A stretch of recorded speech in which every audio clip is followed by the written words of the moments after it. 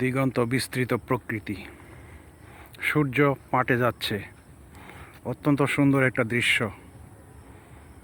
গৌরনগর ত্রিমোহিনী, সুন্দর প্রকৃতি। শহরের কোলাহল ছেড়ে ঢাকা শহরের অত্যন্ত নিকটে এসেছি এখন আমি। দেখতে খুবই সুন্দর একটা প্রকৃতির পাশে রয়েছি। সুন্দর এই প্রকৃতি, আবহমান বাংলার চিরাচরিত রূপ এখানে অনেকটাই ফুটে উঠেছে। সূর্য ডুবো ডুবো অবস্থায় ভিডিওটা আমি করেছি। আমার কাছে ভালো লাগলো, তাই আমি ভিডিওটি করেছি।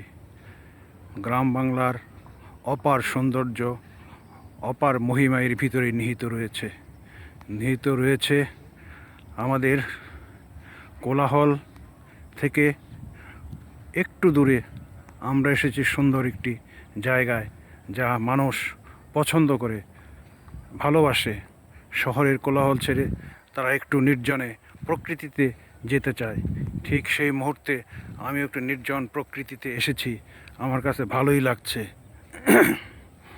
সুন্দর এই অনুভূতি। পাশে একটি ডোবা ঠিক বলবো না, একটা জায়গা, নিম্ন জায়গা, সেখানে কচুরিপানা রয়েছে। হয়তো অদূর ভবিষ্যতে এটাও বালি দিয়ে ভরাট করে ফেলবে। অত্র এলাকার প্রতিটি ভূমি বালু দিয়ে ভরাট করে ফেলা হয়েছে। হয়তো অতি শীঘ্রই এখানে নানান স্থাপনা তৈরি হবে। এই কোলাহলমুক্ত প্রকৃতি, এই কোলাহলমুক্ত এই জায়গাটা হয়তো কিছুদিনের মধ্যেই আবার কোলাহলপূর্ণ হয়ে উঠবে বস্তি, বাসাবাড়ি, কল কারখানা, রাস্তাঘাট আবার কোলাহলে পরিপূর্ণ হয়ে যাবে এই এলাকা। তখন হয়তো এতটা ভালো লাগবে না। আজকে যে ভালো লাগছে, আজকের যে ভালো লাগা, এই ভালো লাগা হয়তো সেদিন আর থাকবে না। ঠিক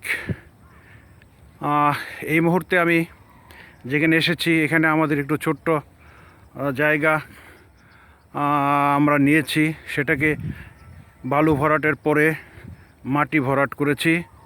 মাটি ভরাট করে মাটিগুলি লেবার দিয়ে সমান করা হয়েছে। স্থানীয় এক ভদ্রলোক, যিনি আমাদের এই জায়গাটা দেখাশোনা করেন, তিনি বললেন যে আমি এখানে ফসল করব। ফসল বলতে শাকসবজি উৎপাদন করব। অবশ্যই আপনারা ঢাকা থেকে এসে নিয়ে যেতে পারবেন এই পরিবেশে। অর্থাৎ ঢাকার এত কাছে নিজের জায়গা থেকে ফসল উৎপন্ন করে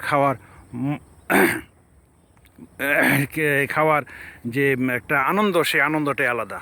সুতরাং আমরা তাকে বলেছি যে আপনি এটা রক্ষণাবেক্ষণ করবেন এবং দেখবেন যাতে করে এখানে কেউ কোনো রকম প্রতিবন্ধকতা সৃষ্টি না করে, এবং এখানে আপনি ফসল ফলান। সে ফসল আপনিও নেবেন, আমরাও নিব, পাশাপাশি এখানে যারা রয়েছেন তাদেরকেও আমরা দিব। সুতরাং আমরা একা কিছু করতে চাই না, সকলকে নিয়েই আমরা একটু উপভোগ করতে চাই।